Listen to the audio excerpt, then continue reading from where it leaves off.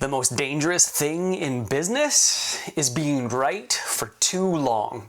Because when you're right for too long, your instincts, those trusty little advisors in your head, turn from kind of wise old sages into overconfident idiots, and you won't even notice when it happens.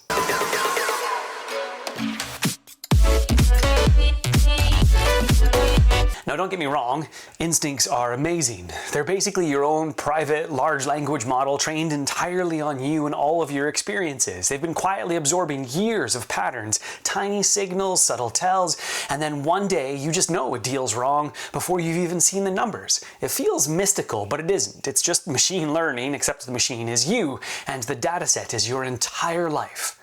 But here's the catch. That dataset, it's out of date the moment the world changes, and the world always changes.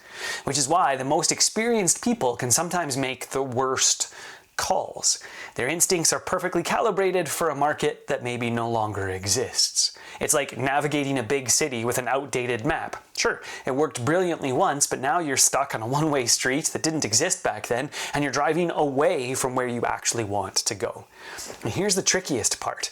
When your instincts are wrong, they often feel more right than usual because your brain builds this flawless little story to justify them. And you nod along because, well, you like the sound of yourself. It's kind of like being conned by a scammer who knows and looks exactly like you and knows all of your passwords. So, what do? You can't just throw your gut in the bin, you'd be paralyzed. You can't always just rely on data either because you need to interpret that.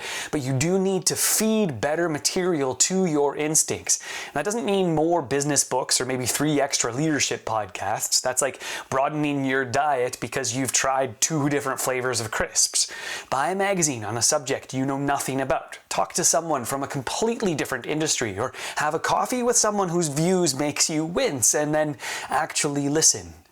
Every now and then, make a small decision that actually goes against your instinct. Not something that could bankrupt you, obviously, but just enough to keep your gut on its toes. A little healthy paranoia, maybe.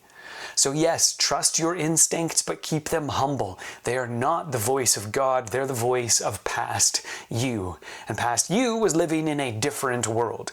Your gut is brilliant when it's fresh, but like milk, if it's been sitting around untested for too long, well, you probably won't like the results.